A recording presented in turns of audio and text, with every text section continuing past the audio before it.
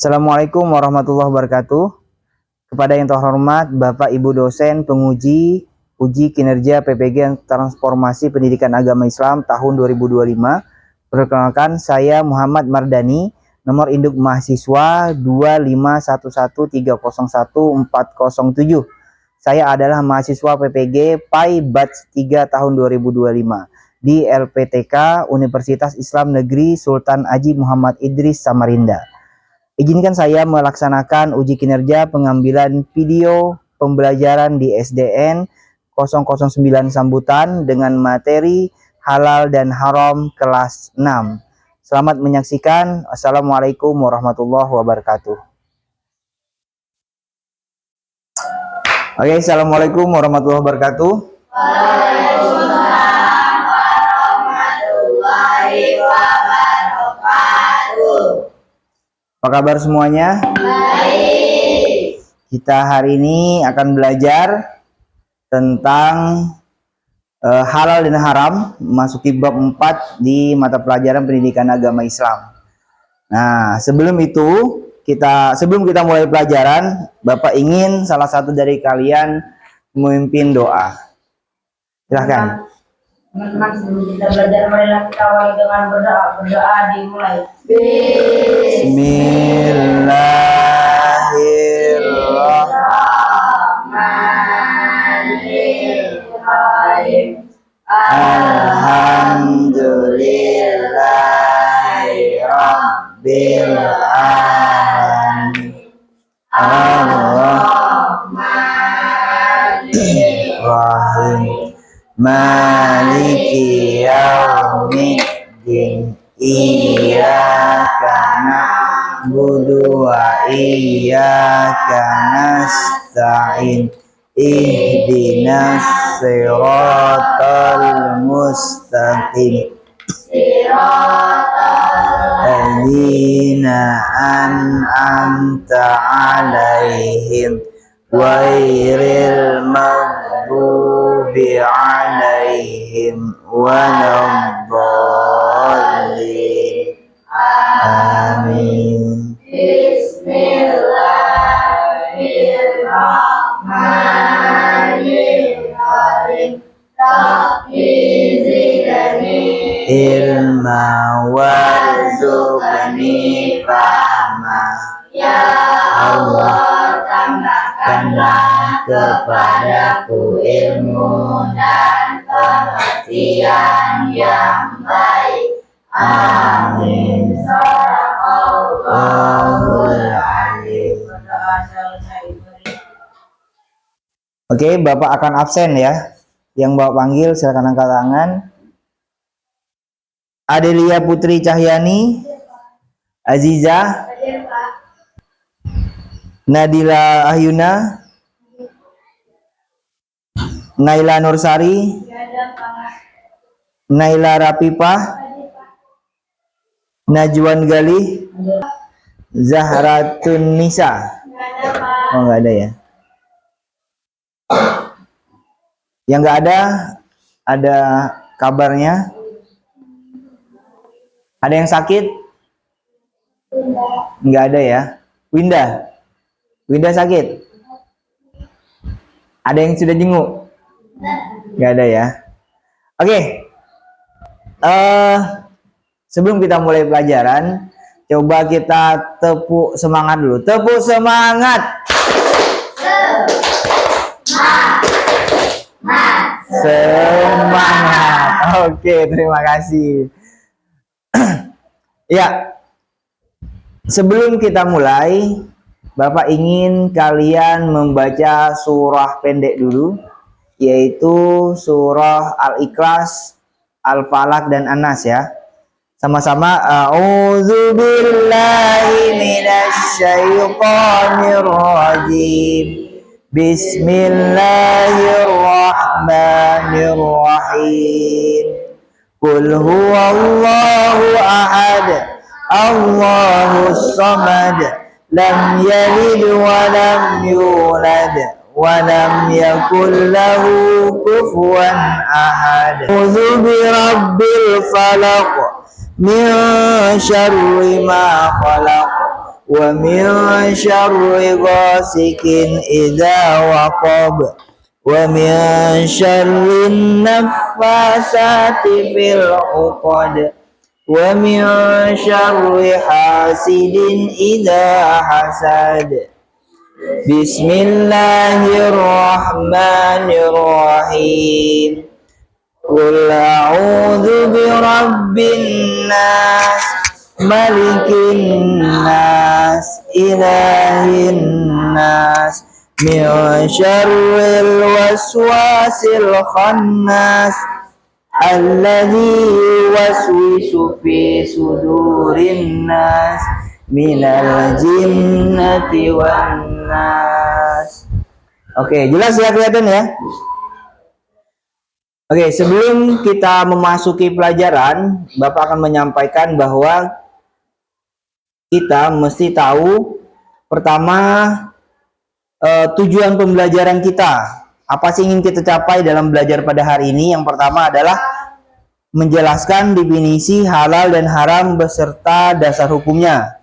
Jadi kalian tuh tahu apa sih halal haram itu menurut sesuai dengan hukum Islam itu apa pengertiannya ya. Yang kedua, mengidentifikasi kenapa sih barang itu dia diharam dan kenapa barang ini jadi halal, atau mengidentifikasi sebab-sebab sesuatu menjadi halal atau haram. Dan yang ketiga, memberikan contoh makanan, minuman, perbuatan yang halal dan haram. Dan yang terakhir adalah menerapkan ketentuan halal dan haram dalam memilih jajanan sehari-hari. Bapak ingin tanya dulu kalian, kalau kalian misalkan jajan ke kantin, maka yang kalian pilih itu makanannya apa? Terus kenapa kalian memilih itu? Dan bedanya dengan yang lain? Coba salah satu dari kalian dulu. Siapa ya? Galih deh, Galih. Kamu kalau ke kantin beli makanan apa kamu, Galih? Nasi kuning. Kenapa kau pilih nasi kuning? Enak. Dibandingkan yang lain, kenapa kau pilih itu? Selain itu kan banyak tuh makan di kantin. Kenapa kok kau milih itu? Biar kenyang. Jadi karena porsinya lebih banyak ya. Harganya murah nggak? Murah. Oke. Coba yang cewek. Kinan kalau ke kantin beli makanan apa? Jajanan apa? Dumpling. Hah? Dumpling. Dumpling. Terus kenapa pilih dumpling? Enak. Kalau dibandingkan yang lain? Kalau dibandingkan jajanan yang lain, kenapa pilih dumpling? Enak. Iya. Paling enak gitu kan? Oh, paling enak di antara yang lain. Oke. Itu versi Kinan. Yang sebelah sana ada kita tanya. Rahel, kamu kalau kantin beli jajan apa? Di jajan risol Risol. Kenapa pilih risol? karena enak. Enak. Iya. Enak semua ini ya. Terus apa bedanya dengan yang lain? Kenapa pilih itu? Selain enak apa? Karena dalamnya ada sosisnya. Oke. Tepuk tangan dong. Ketika kalian memilih jajanan, kalian melihat nggak jajanan itu kira-kira halal kah haram? Halal ya. Artinya kalian sudah bisa menentukan halal dan haram yang jajanan di kantin itu ya. Sudah yakin nggak kan jajanan yang kalian makan di kantin itu halal? Yakin. Dari mana keyakinan kalian itu kalian dapat? Kenapa? Dari mana? Siapa yang mau jawab? Oh, Putri ya, Put. Kamu yakin jajanan di kantin halal, Put? Yakin, Pak? Yakin. Kenapa? Ya karena halal, Pak. Ya, kenapa kok kamu yakin itu halal? Karena bahan-bahan makanannya itu dari yang halal. Dan kita tahu yang memasak, yang membuat, dan yang menjual makanan itu adalah orang-orang Islam. Jadi kita sudah yakin bahannya itu halal dan cara membuat atau mengolah makanan itu pun dengan cara yang halal. Bahkan penjualnya pun sesama kita beragama Islam. Sehingga wajarlah kita yakin bahwa makanan itu halal. Jadi tidak ragu lagi ya. Karena kalian sudah tahu, Bapak ingin kalian coba tuliskan, silakan bukukan buku tulis kalian. Tuliskan, halal itu menurut kalian apa sih? Haram itu menurut kalian apa? Silahkan ditulis. Ini versi kalian, ditulis di buku tulisnya. Nanti akan Bapak bacakan. Silahkan Bapak kasih waktu sekitar 3 menit. Silahkan ditulis ya. Di pengertian menurut kalian halal dan haram. Ya, halal adalah atau halal artinya, haram adalah atau artinya gitu ya. Sudah? Oke, ini dari Rapipah ya. Halal karena pakai daging ayam dan pakai daging sapi. Haram karena pakai babi atau bisa juga pakai minyak babi. Itu kalau menurut pengertian Rapipah ya. Bagus, sebut tangan dong. Ini Shopee. Halal adalah sebuah makanan atau produk yang boleh dikonsumsi atau dimakan. Haram adalah sebuah makanan atau produk yang nggak boleh dikonsumsi atau dimakan. Oke, bagus ya, tepuk tangan dong. Shopee ya, hebat. Rahel. Halal yaitu segala sesuatu atau kegiatan yang diizinkan atau diperbolehkan ya. Segala sesuatu, berarti bukan hanya makanan berarti ya kalau menurut Rahel. Haram yaitu segala sesuatu atau kegiatan yang tidak diizinkan. Ini menurut Rahel ya. Bagus, tepuk tangan dong ya. Hebat.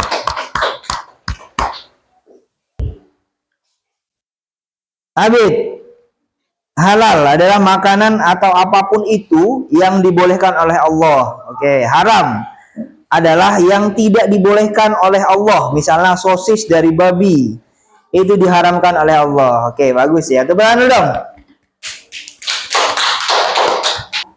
Oke, halal, definisi halal itu ialah berasal dari kata bahasa Arab hala yang bermakna diizinkan, diperbolehkan, atau tidak dilarang ya. Sedangkan haram ini berasal dari kata bahasa Arab yaitu haram juga. Kalau halal kan halal kalau bahasa Arabnya, kalau dari bahasa. Kalau haram, haram. Itu bermakna larangan atau dilarang secara mutlak. Itu secara bahasa. Artinya segala yang dilarang itu haram, segala yang dibolehkan atau diizinkan itu atau tidak dilarang itu namanya halal. Ini menurut bahasa ya. Sedangkan menurut istilah, segala sesuatu yang diperbolehkan untuk dilakukan atau dikonsumsi. Artinya boleh dilakukan atau dikonsumsi. Artinya ada perbuatan, ada juga produk ya atau makanan. Artinya yang menurut syariat Islam itu dibolehkan sesuai dengan akal sehat dan aturan agama yang telah ditetapkan. Sedangkan haram menurut istilah ialah perbuatan atau barang yang dilarang oleh syariat Islam dengan dalil yang tegas dan jelas di mana pelakunya akan mendapatkan ancaman dosa dan hukuman. Nih ya, ini menurut istilah. Nah, contoh makanan halal. Daging yang disembelih dengan menyebut nama Allah, ikan dari hasil laut yang segar, buah-buahan dan sayuran alami, produk susu dari hewan halal. Contoh yang haram, minuman keras, segala yang memabukkan, daging babi dan produk turunannya, bangkai dan darah yang mengalir, serta hewan yang disembelih tanpa nama Allah. Ini contoh yang diharamkan. Jadi intinya adalah yang halal itu segala makanan atau produk atau apapun yang dibolehkan, artinya dibolehkan dan diizinkan. Itu halal. Sedangkan yang haram itu artinya yang tidak dibolehkan, baik itu produk, perbuatan ataupun makanan ya. Jadi makanya ada kulkas yang berlabelkan halal. Kenapa produk yang bukan dari makanan bisa berlabel halal? Tahu gak kenapa? Tahu? Ada yang tahu nggak? Misalkan sekarang kan ada kulkas berlabel halal. Ada nggak yang menemukan di rumah kalian? Ada kan? Kenapa produk seperti kulkas itu kok berlabel halal? Padahal dia bukan makanan, tapi dia halal. Apakah itu bisa dimakan? Enggak ya, artinya apa? Artinya barang yang ada sertifikasi halal berarti dalam proses pembuatannya itu sudah dicek dan dilihat sesuai dengan standar kehalalan suatu produk. Karena apa? Karena halal itu bukan hanya dari bendanya, dari zatnya, tapi juga ada dalam segi prosesnya. Jadi cara membuatnya itu pun harus sesuai halal enggak. Jangan sampai nanti ketika prosesnya ada unsur yang diharamkan. Misalkan membuat kulkas, ternyata gaji karyawannya tidak dibayar. Maka bisa jadi kulkas itu haram karena ada unsur penyiksaan di dalamnya. Karena karyawannya tidak dibayar. Atau dari budak yang disandra membuat kulkas itu, misalkan orang-orang ditangkap, dikurung, kemudian dijadikan mereka pekerja yang tidak dibayar membuat kulkas. Nah, itu kan perlu disurvei oleh tim sertifikasi halal sehingga mereka melihat, oh ternyata prosesnya dan pengerjaannya itu sesuai dengan proses atau standar kehalalan suatu produk. Makanya produk-produk ini sebenarnya bisa dikategorikan halal atau haram. Tapi kan tidak semuanya, ya kan? Sekarang yang baru ada beberapa elektronik ya yang sudah ada sertifikasi halal. Jadi artinya apa? Proses itu pun penting dalam menentukan halal dan haram. Oke, paham ya? Amer.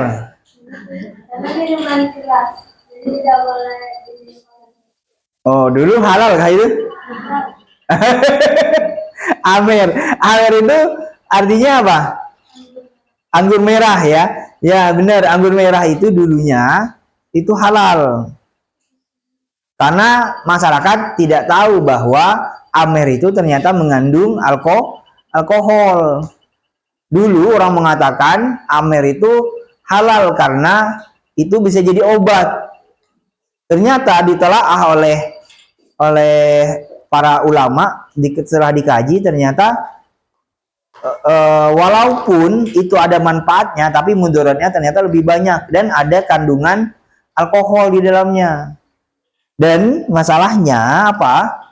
Masalahnya adalah banyak masyarakat yang mensalahgunakan Amer. Sebenarnya Amer itu kan anggur merah itu sebenarnya untuk kesehatan, untuk badan ini biar lebih fit. Dulu orang ketika habis bekerja sebagai petani minumnya itu supaya badannya itu fit lagi gitu loh ketika besoknya. Jadi setelah selesai bekerja mereka minum itu Amer tuh dengan campuran alkohol sedikit karena mereka beranggapan bahwa itu bukan untuk mabuk karena dasar dari barang itu haram karena dia memabukkan. Nah, sedangkan kalau sedikit kandungan alkoholnya itu kan tidak memabukkan, maka bahkan itu bagus untuk kesehatan, maka mereka beranggapan itu boleh. Seperti itu para kajian para ulama terdahulu. Namun sekarang itu berbeda. Dilihat ternyata faktanya hanya segelintir orang yang benar-benar memanfaatkan Amer itu untuk kesehatan, malah kebanyakan digunakan untuk mabuk-mabukan. Akhirnya menurut fatwa hukum ulama, maka untuk menghilangkan kemudaratan yang lebih panjang lagi karena tidak jelas suatu hukum, maka dihukumilah Amer itu menjadi haram. Oke, bagus ya. Haji Izzah, tepuk tangan dong. Perubahan hukum. Halal jadi haram. Ya kan? Contohnya yang kita ketahui tadi adalah satu, Amer. Tadinya halal nih. Atau anggur merah ya.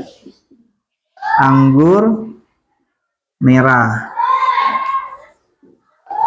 Ini yang tadi nih satu nih. Yang kedua tadi adalah rokok. Rokok itu tadinya halal kok jadi sekarang jadi haram ya.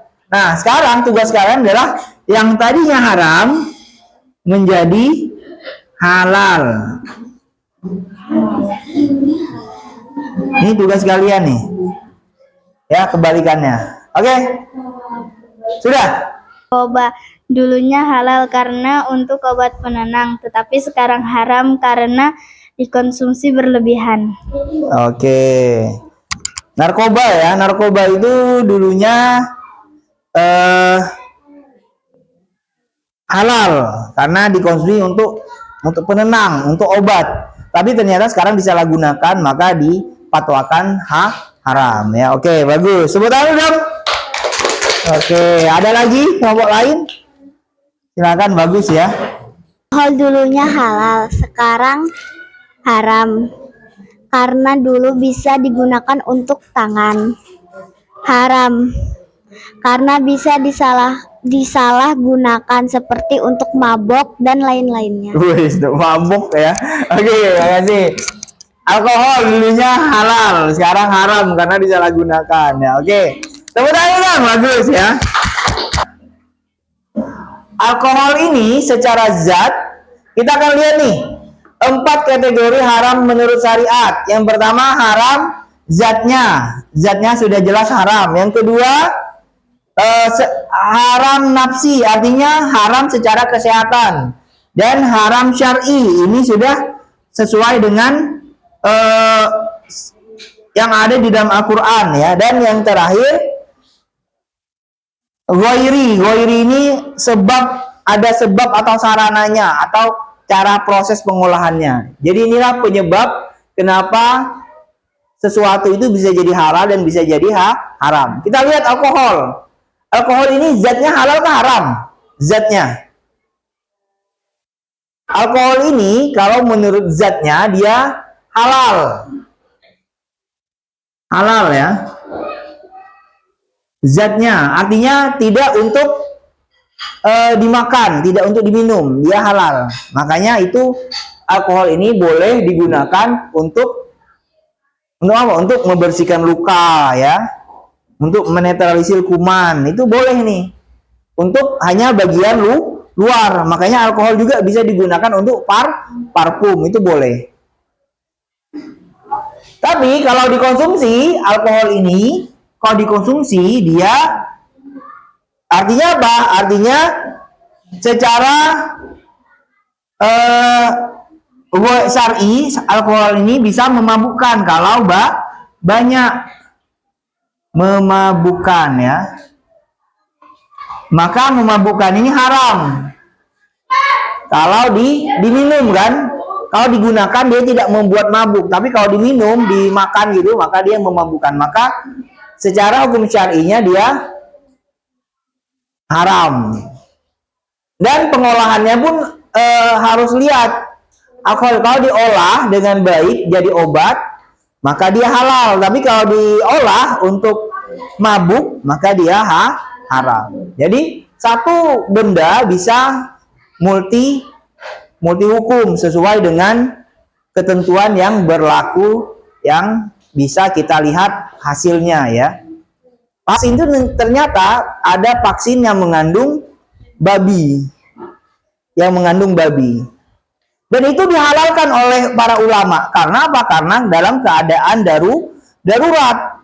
Jadi ketika kita mengalami keadaan darurat yang tidak ada obat selain menggunakan yang haram, maka dibolehkan. Daripada pilihan terakhirnya adalah kematian. Milih mati kah atau milih hidup tapi masih menggunakan yang haram, maka dipilihlah yang hidup walaupun ada unsur haram, maka itu dibolehkan. Makanya waktu COVID kemarin ada tuh vaksin yang dihalalkan. Namun sekarang itu diharamkan lagi karena ada vaksin yang tidak mengandung unsur babi ditemukan. Maka yang ada unsur babinya haram sekarang. Tapi kalau waktu awal-awal COVID itu dihalalkan. Paham ya? Jadi kalau kita mengalami keadaan darurat, maka yang haram pun bisa jadi halal. Karena apa? Karena darurat ini. Darurat ini di sini. Di ghairi ini ada sebab atau sarananya. Kenapa jadi merubah suatu dasar hukum. Berbohong itu haram. Tapi ada masanya berbohong itu dibolehkan, dihalalkan. Contohnya ketika perang. ketika perang kita ditangkap misalkan, lalu kita ditanya tentang pasukan kita di belakang, maka kita dibolehkan untuk berbohong ketika itu. Atau misalkan Galih sama Kinan nikah, kemudian mereka bermusuhan, ya kan, bermarah-marahan. Jadi supaya untuk menyatukan si Abid ini, menyatukan Kinan dan Galih, maka Abid berbohong ke Kinan. Kinan, si Galih masih sayang kok sama kamu, dia udah maafin kamu gitu kan. Begitu juga Abid bilang ke Galih, Galih, Kinan itu sudah baikan, sudah sayang sama kamu, sudah. Padahal Kinannya bilangnya aku masih marah, dia ini gini-gini gitu. Karena Kinan tahu, Abid tahu ternyata mereka sudah saling memaafkan, mereka akhirnya luluh hatinya. Maka berbohong untuk perdamaian itu dibolehkan. Dan berbohong ketika perang juga dibolehkan. Atau berbohong untuk strategi perang itu dibolehkan, ya. Itulah namanya perubahan hukum yang tadinya haram jadi halal. Udah gak paham ya? Kenapa kriteria, kenapa haram, kenapa halal. Jadi ini ada 4 kriterianya yang harus kalian ketahui. Dan itu bisa saja berubah sesuai dengan ketentuan 4 hukum ini. Bapak punya spidol. Coba menurut kalian kenapa spidol ini halal dan kenapa spidol ini haram? Oke, silakan diskusikan dengan kelompok kalian. Bapak punya spidol, kalian bisa mengatakan spidol ini haram dan halal. Kenapa? Silakan kalian diskusikan. Kemudian Bapak ingin tahu jawaban kalian. Spidol halal haram? Halal. Halal. Kenapa? Karena tintanya terbuat dari tinta cumi-cumi. Oh, ternyata terbuat dari tinta cumi-cumi. Kalau haram kenapa? Kalau haram kenapa? Haram. Spidol ada yang haram kalau tintanya menggunakan minyak babi. Oke, udah dong ya, bagus sekali. Spidol halal haram dulu. Haram dulu, spidol haram. Kenapa? Karena mengandung alkohol. Mengandung alkohol. Oke, bagus. Terus kalau halal? Karena pembuatannya. Karena pembuatannya apa? Ya halal, Pak. Oh, halal karena proses pembuatnya halal ya. Oke, bagus. Devi. Spidol halal haram dulu nih. Spidol halal Spidol halal hanya karena digunakan untuk menulis. karena digunakan untuk menulis ya, bagus. Terus Haram jika dimakan atau diminum. oke, bagus. Sebentar. Ternyata yang paling masuk akal jawaban kelompok sini ya. Spidol ini halal karena hanya digunakan untuk menulis. Tapi spidol ini jadi haram kalau diminum atau dimakan. Betul, ini yang paling masuk akal. Tepuk tangan ya. Hebat sekali. Jawaban kalian semua betul, tapi yang paling masuk akal seperti itu.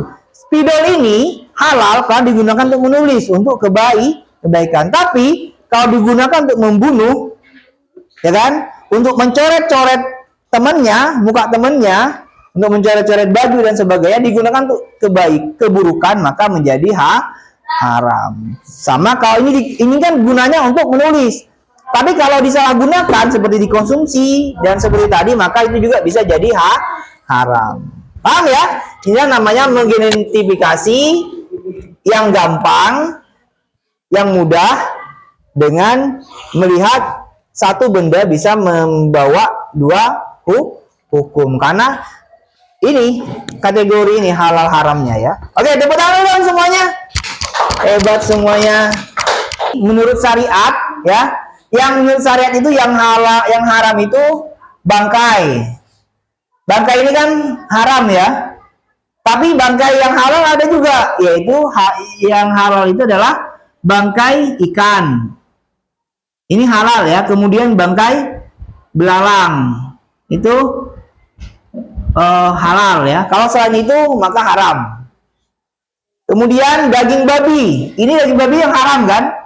Tapi kalau darurat Ini daging babi dan turunannya. Jadi apapun, dari minyaknya kah, dari apanya kah, apapun dari unsur babi, maka itu haram. Tapi bisa juga jadi halal kalau namanya darurat. Darurat ini artinya tidak ada pilihan yang lain. Misal kalian tersesat, ketemunya cuma daging babi. Misalkan tersesat, masuk ke suku Dayak, tersesat di hutan, ketemu suku Dayak, cuman masak daging babi, nggak ada masakan lain. Ya supaya kan tidak meninggoy, tidak wafat, ya mau nggak mau kan harus makan daging babi itu. Boleh, tapi tidak boleh banyak. Cukup supaya bisa bertahan hidup ya. Ingat. Mau nanya nih kalian, daging babi kalau dimasak menjadi sate, halal atau haram? Haram. Kenapa? Karena zatnya daging babi ya. Karena sudah zatnya haram maka jadi haram. Hasil apapun olahannya jadi haram ya. Kemudian yang kedua, ayam goreng yang dibeli dari uang hasil mencuri di dompet ibu. Uang ibu kalian curi, kalian belikan untuk makanan yang halal, itu halal atau haram? Itu haram karena hasil dari, karena ini cara memperolehnya dengan cara mencuri, maka jadi haram walaupun itu uang ibumu sendiri. Makanya jangan sampai kalian mencuri uang orang tua. Kenapa? Karena uang itu bukan milik kalian, masih ada hak orang tua kalian. Maka walaupun kalian mencuri ya tetap haram ya.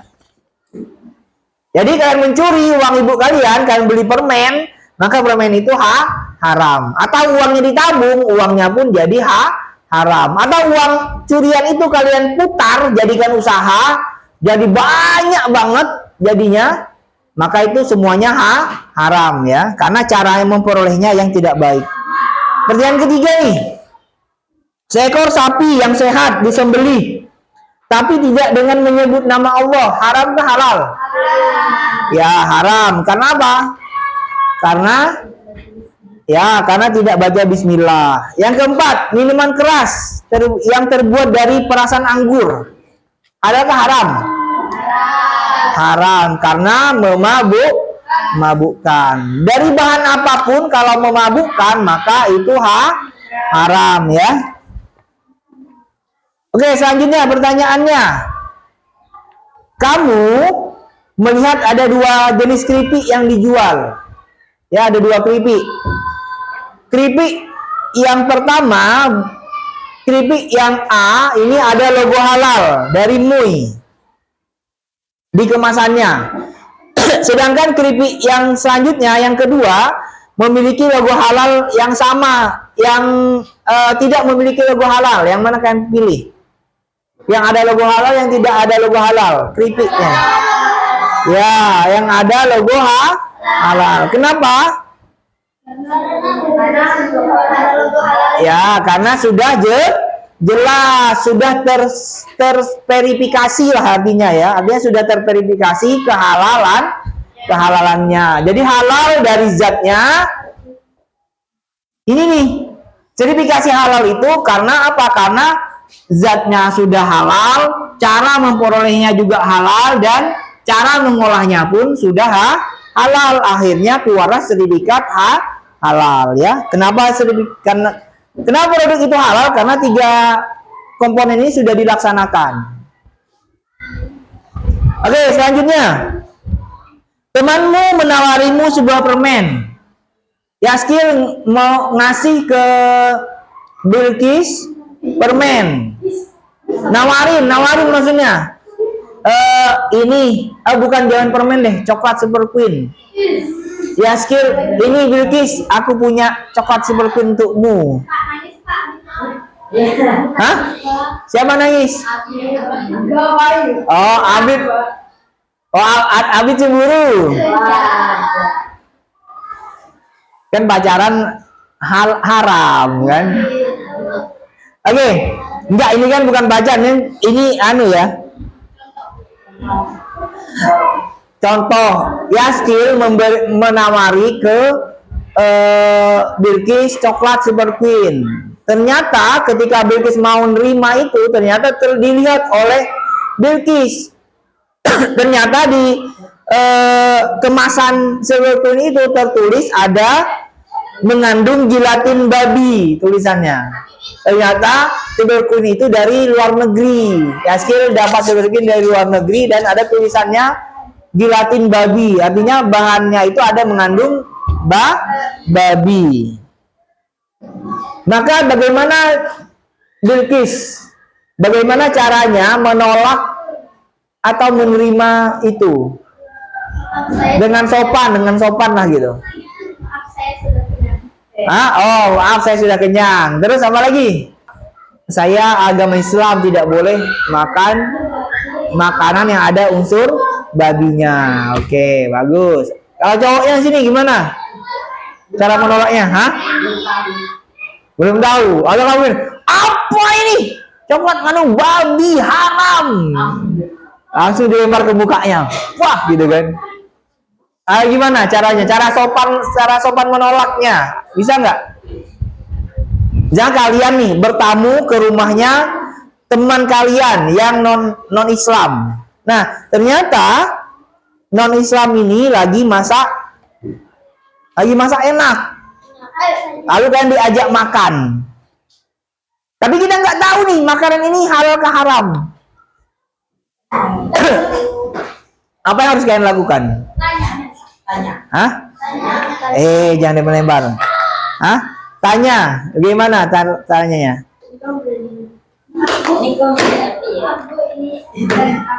Oh, Bu, maaf Bu, ini makanan apa gitu ya. Oke, bagus. Jadi kita harus jelas dulu, tanya dulu. Ketika kita makan di suatu tempat yang tidak jelas halal haramnya, maka kita dibolehkan untuk bertanya dengan cara yang sopan.